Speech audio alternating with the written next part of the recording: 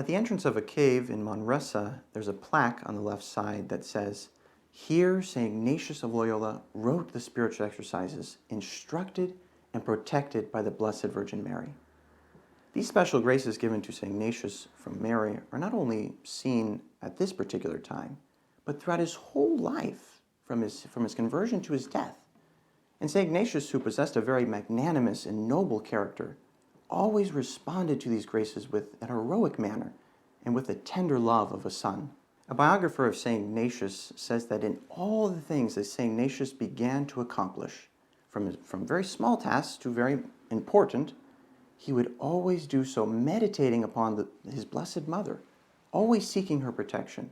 Others who recorded the life of St. Ignatius say that he always implored the help of Jesus through the intercession of the Blessed Virgin Mary, asking her not only to bring him closer to Christ, but to unite all of his actions with Christ, which is really a mystical way to grow in our love for Christ and his Blessed Mother.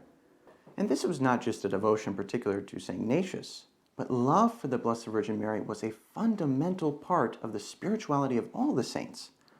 There was not a single saint who did not love our Celestial Mother. Why? Because a son cannot be separated from his mother. We can't love Christ without loving his Holy Mother, nor can we desire to imitate Christ without imitating and obeying his mother, to whom he was obedient to for 30 years.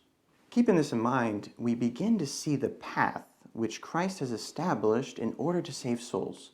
He desires to reign in our hearts through the Blessed Virgin Mary, and we in turn should seek him through her. Mary is the mold of God, fashioned by the Holy Spirit, in whom Christ became incarnate. If we want Christ to be fashioned in us, we have to love his mother, all of her virtues, her humility, her purity, and let her Immaculate Heart reign in our souls, so that when the Holy Spirit comes to dwell within our souls through grace, that Mary is recognized in our hearts, and the Holy Spirit will come and form Christ within us, just as he did in the womb of Mary. One saint that will always be remembered for his devotion to the Blessed Virgin Mary is St. John Paul II. His bedside book was the book of St. Louis de Montfort, True Devotion to Mary, which is probably by far the best book on the topic of Mary. St. John Paul II's life can be summarized in these words that became the motto of his pontificate: Totus tuus, I am all yours, Mary, in order to belong totally to Christ. I would like to end with a beautiful prayer written by St. Bernard. When you follow Mary, you will not go astray. When you pray to her, you will not despair. When your mind is on her, you will not wander. When she holds you up, you will not fall. When she protects you, you will not fear.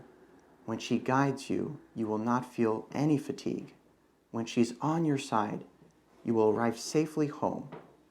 For these graces, we ask our Blessed Mother.